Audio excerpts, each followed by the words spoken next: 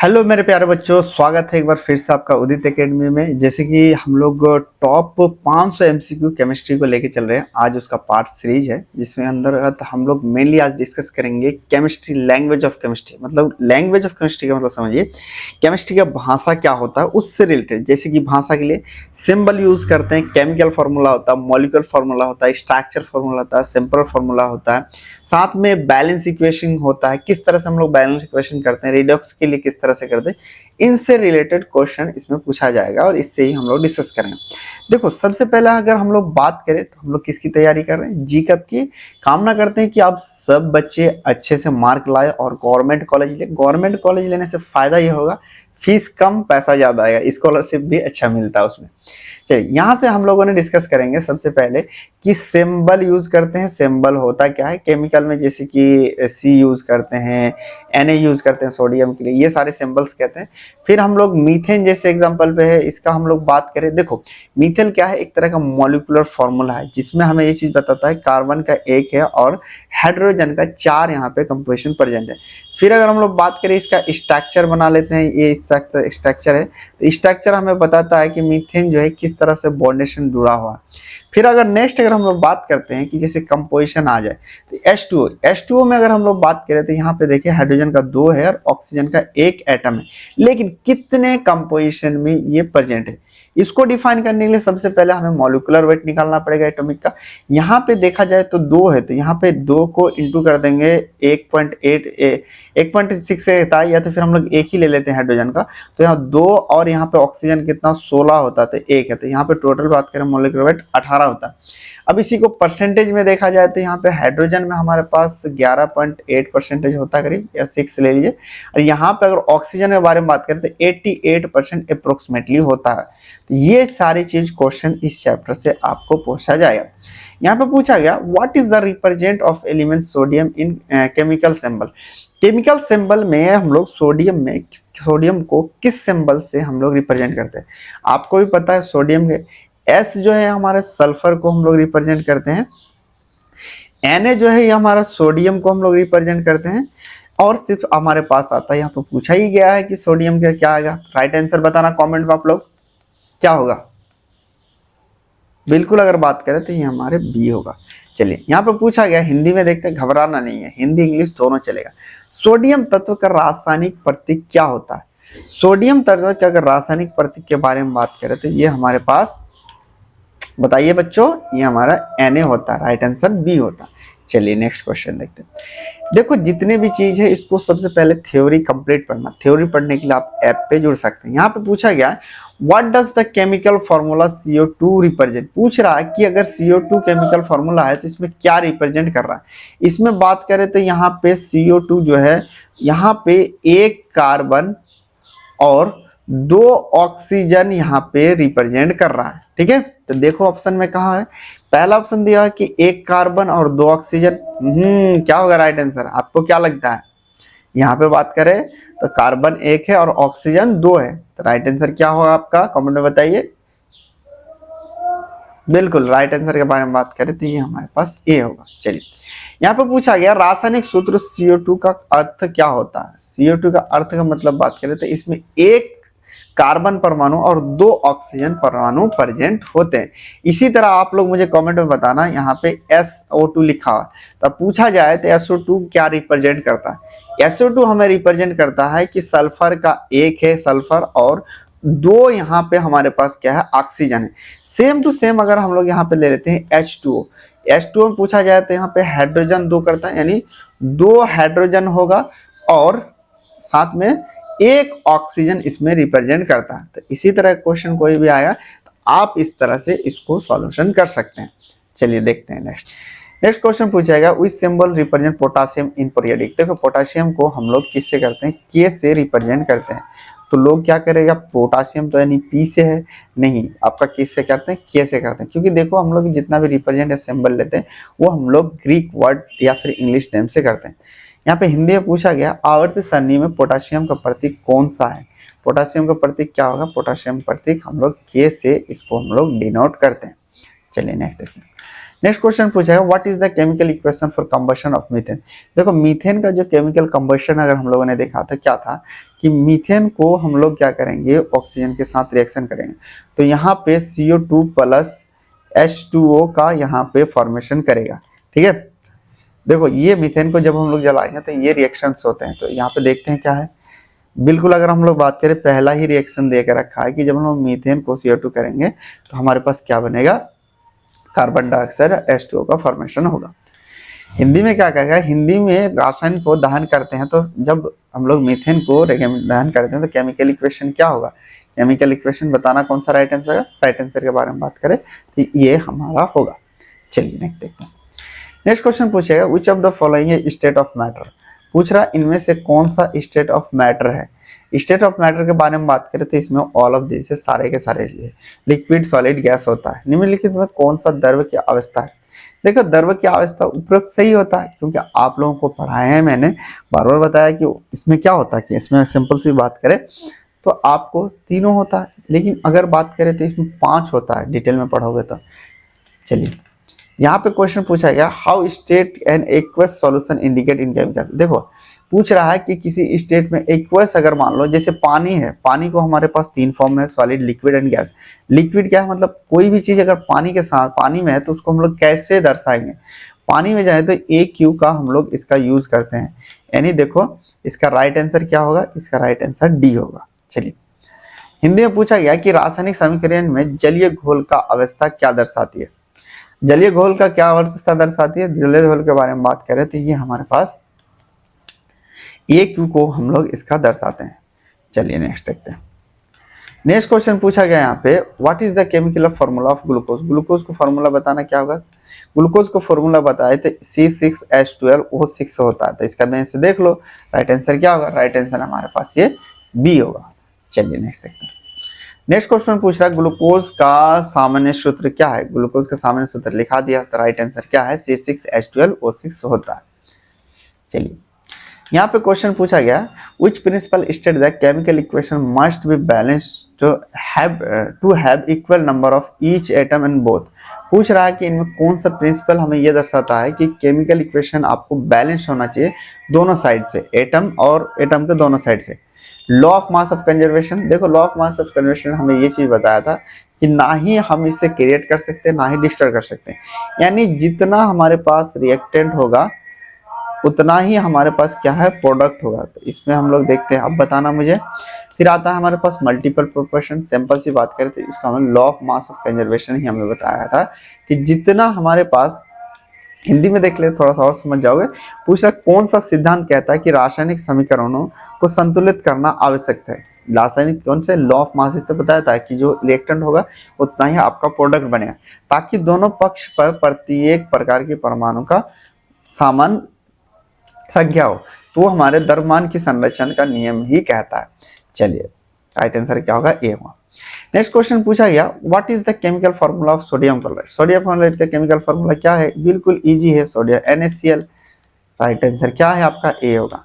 पूछा कि sodium chloride की आपका रासायनिक सूत्र क्या है। सोडियम क्लोराइड रासायनिक सूत्र बात करें तो ए होगा। चलिए कभी कभी बहुत ही इजी क्वेश्चन पूछ लेता है। नेक्स्ट क्वेश्चन यहाँ पे पूछा गया which element represent symbol Fe। देखो पूछ रहा है कि Fe जो सिंबल है आपका पीरियोडिक टेबल में तो कौन से एलिमेंट को रिप्रेजेंट करता है।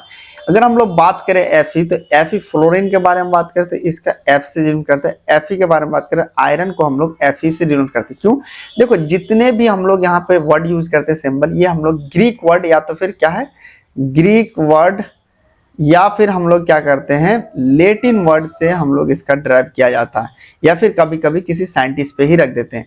इसीलिए अब यहाँ पे देखा जाए तो राइट आंसर क्या होगा, कमेंट में बताना आप लोग। Fe होता है हमारे पास आयरन। बताओ राइट आंसर। राइट आंसर के बारे में बात करें बी। चलिए हिंदी में देखते हैं। हिंदी में पूछा गया कौन सा तत्व Fe प्रतीक से दर्शाता है, मतलब प्रदर्शित करता है। तो Fe के बारे में बात करें जो हमारे लोहा है उसको यहाँ पे दर्शाता है। इसी तरह अगर और भी आपको डिटेल में पढ़ना है तो आप हमारे प्ले स्टोर पे जाके हमारे ऐप को डाउनलोड कर सकते हैं, जिसमें आप अपना फिल करेंगे और यहाँ पे आप जाके इनरोल करके कोर्स देख सकते हैं। कोई भी क्वेरी हो तो आप इस वाले नंबर से कांटेक्ट कर सकते हैं। चलिए दोस्तों नेक्स्ट देख। पूछ रहा what does the chemical formula NH3 represent पूछता है। NH3 जो केमिकल फार्मूला है ये क्या रिप्रेजेंट करता है, यहाँ पे ये रिप्रेजेंट करता है कि यहाँ पे Na जो है मतलब N जो है यहाँ का मॉलिक्यूल का एक है और हाइड्रोजन का क्या हमारे पास 3 मॉलिक्यूल है। तो यहाँ पे नाइट्रोजन ट्राइऑक्साइड है, फिर आता है नाइट्रोजन, यहाँ पे पूछ रहा है कि केमिकल फार्मूला में रिप्रेजेंट क्या करता है, डाइऑक्साइड अमोनिया शो करता है। देखो केमिकल फार्मूला इसका क्या है, अमोनिया का ही यहाँ पे केमिकल फार्मूला है। चलिए यहाँ पे पूछ रहा है रासायनिक सूत्र NH3 का अर्थ क्या है, नाइट्रोजन डाइऑक्साइड, इसके बारे में बात करें तो इसको हम लोग अमोनिया के नाम से जानते हैं। चलिए नेक्स्ट क्वेश्चन पूछेगा which element has a atomic number 8, कौन सा एलिमेंट है जिसमें एटॉमिक नंबर 8 हो रहा है। चलो पीरियोडिक टेबल देख के बताओ आप लोग मुझे। कार्बन का तो 6 होता, ऑक्सीजन का जल्दी बताओ, हाइड्रोजन का, फिर आता है हमारे पास नाइट्रोजन। अगर हम लोग बात करें एटॉमिक नंबर 8 होता ऑक्सीजन का। चलिए हिंदी में क्या कह रहा है, किस तत्व की परमाणु की संख्या 8 होती है, किसकी होती है, ऑक्सीजन की परमाणु संख्या 8 होती है। चलिए नेक्स्ट देखते हैं। नेक्स्ट क्वेश्चन पूछ रहा है what is the molecular formula of acetic acid, CH3CH3CHH होता है हमारा एसिटिक एसिड का फार्मूला। यहाँ पे देख लो एसिटिक एसिड का फार्मूला कौन से में है, आपका एसिटिक एसिड के बारे में बात करें तो ये हमारे पास बी है। यहाँ पूछ रहा है एसिटिक एसिड का आणविक जो है सूत्र क्या होता है, आणविक सूत्र, ऐसे ही क्वेश्चन पूछेगा, देखो ऐसे ही क्वेश्चन पूछ लेगा तो आपको पता होना चाहिए। राइट आंसर क्या है, यहाँ पे CH छोड़ गया है यानी बी इसका आंसर राइट होगा। नेक्स्ट देखते हैं। नेक्स्ट क्वेश्चन पूछा which element represent symbol Mg, Mg के लिए मैग्नीशियम शो करता है। यहाँ पे क्या है, मैग्नीज है, मैग्नीशियम है, मरकरी है, तो बताना क्या होगा, Mg हमारे पास मैग्नीशियम का सिंबल शो करता है। तत्व Mg का प्रतिनिधित्व करने वाला तत्व कौन सा है, तो इसमें सब बात है, अगर हम लोग बात करें तो ये हमारे पास मैग्नीशियम ही हमारे पास होता है। चलिए यहाँ पे क्वेश्चन पूछा गया है what is the symbol of element gold, देखो गोल्ड का सिंबल क्या है। गोल्ड का सिंबल के बारे में बात करें तो हम लोग इसको AU से यहाँ पे डिफाइन करते हैं। अब देखो AG लगा देगा, कोई GD लगा देगा, अगर नहीं पढ़ा होगा तो इसका राइट आंसर क्या होगा, A होगा। चलिए यहाँ पे अगर पूछा है सोने का प्रतीक क्या होता है, सोने के जो तत्व है उसका प्रतीक हम लोग AU सिंबल का यूज करते हैं। ये AU क्या है, एक तरह का लैटिन वर्ड है, इसका लैटिन वर्ड से हम लोग इसका यूज करते हैं। इसी चीज को अगर आपको और भी डिटेल में पढ़ना है तो आप यहाँ पे रिकॉर्डेड क्लासेस इसी का देखो, ये PDF नहीं मिलता, वहाँ पे PDF में मिल जाएगा, लाइव क्लासेस डेली। देखो यहाँ पे जो चीजें पढ़ाया था पहले तो वहाँ पे आपका रिकॉर्डेड क्लास मिलता ही मिलता है, साथ में उसी चीज को लाइव क्लासेस में पढ़ाया ताकि जो रिकॉर्डेड में आपके क्वेरी हो लाइव क्लासेस में आप उसमें देख सकते हैं। ये PDF नोट्स मिल जाएगा, टॉपिक वाइज MCQ मिल जाएगा, मॉडल पेपर प्रैक्टिस मिल जाएगा, प्रीवियस ईयर में जो क्वेश्चन है वो भी मिल जाएगा। ओनली कितना में 499 में ये आपके उपलब्ध है। चलिए नेक्स्ट क्वेश्चन पूछा गया यहाँ पे what is the algebraic method. देखो यहाँ पे जब हम लोगों ने केमिकल बैलेंस का मेथड पढ़ा था तब हमने बताया था एल्जेब्रिक मेथड में सबसे पहले कोई भी हो इसमें क्या करते हैं हम लोग, एक तरह केमिकल को रिएक्शन करने के लिए यूज करते हैं या फिर कंपाउंड, इसको हम लोग यूज करते हैं केमिकल जो रिएक्शन है उसको बैलेंस करने के लिए हम लोग इसका यूज करते हैं। तो राइट आंसर क्या होगा, ये होगा। नेक्स्ट क्वेश्चन पूछ रहा है बीजगणितीय विधि का उपयोग किसके लिए हम लोग किया जाता है। बीजगणितीय विधि के बारे में बात करें तो ये हम लोग केमिकल इक्वेशन को बैलेंस करने के लिए हम लोग करते हैं। राइट आंसर क्या है, रासायनिक समीकरण को संतुलित करने के लिए यूज करते हैं। चलिए नेक्स्ट क्वेश्चन यहाँ पे पूछा गया what is the final step of half equation method for balancing redox reaction. पूछ रहा है कि रिडॉक्स रिएक्शन में फाइनल स्टेप क्या होता है हाफ रिएक्शन में। देखो रिडॉक्स रिएक्शन को समझने के लिए सबसे पहले रिडॉक्स रिएक्शन होता है क्या है कि ऐसा रिएक्शन जिसमें रिडक्शन और ऑक्सीडेशन हो। पहला स्टेप हम लोग इस रिएक्शन को लिखते हैं, उसके बाद हाफ को अलग कर देते हैं, यानी जिसमें ऑक्सीडेशन हो रहा है उसको अलग कर देते हैं, रिडक्शन उसमें क्या होता है उसको अलग करते हैं, फिर दोनों को हम लोग चार्ज को बैलेंस करते हैं। पहला ये क्या करते हैं हम लोग कि उसको हाफ रिएक्शन में तोड़ देते हैं, ये दूसरा स्टेप है। फिर balance atom charge of each atom reaction करते हैं, फिर आता है मल्टीप्लाई कर देते हैं एप्रोप्रिएट कोफिशिएंट से। फिर हम लोग बात करें add reaction together obtain balance equation करने करते हैं। नहीं, हम लोग इसमें क्या करते हैं कि इसमें बात करें तो इसमें हम लोग दोनों तरफ एक रिएक्शन बैलेंस करने के लिए हाफ रिएक्शन को इसका ऐड कर देते हैं। चलिए हिंदी में देखते क्या कह रहा, रिडॉक्स प्रतिक्रिया को संतुलित करने का आधा समीकरण विधि का अंतिम चरण क्या है। अंतिम चरण के बारे में बात करें तो इसमें संतुलित समीकरण प्राप्त करने के लिए अर्ध प्रतिक्रिया को मिलाते हैं। यानी कि पहले जो हमने फर्स्ट स्टेप में तोड़ा, यानी पहले देखो इसमें होता क्या है, पहले हमने इसको लिखा, उसके ऑक्सीडेशन और रिडक्शन में तोड़ा। अब फिर फाइनल में बैलेंस करने के लिए दोनों को हम लोग लास्ट में जोड़ देते हैं, दोनों को हम लोग क्या कर देते हैं, मिला देते हैं। चलिए नेक्स्ट देखते हैं।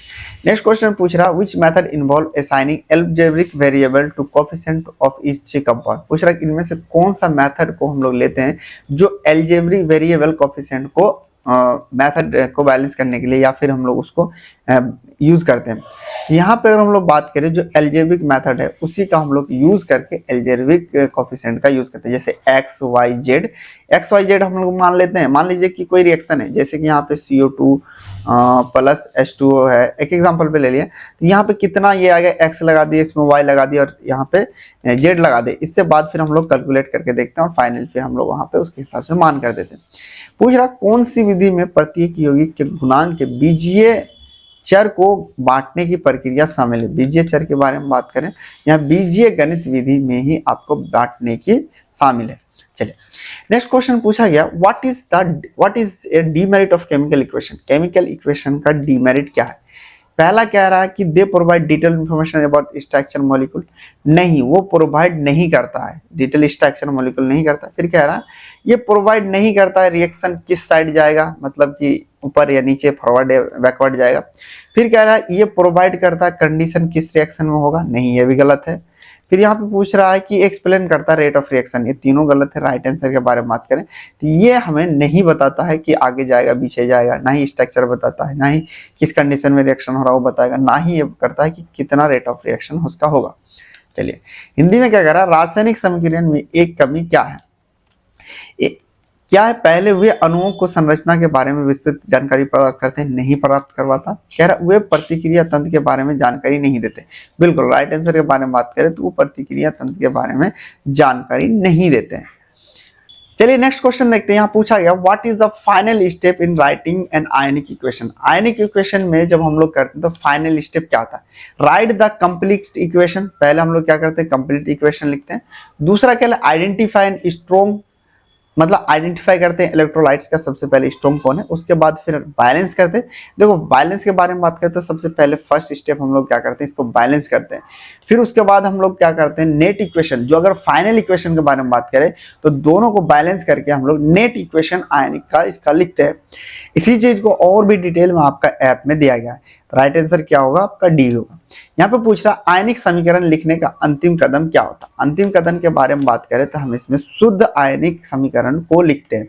तो चलिए दोस्तों, इसी तरह अगर आपको और भी डिटेल में पूरा का पूरा सीरीज आपका चलता रहेगा। मिलते हैं फिर नेक्स्ट पार्ट में, तब तक बाय, टेक केयर।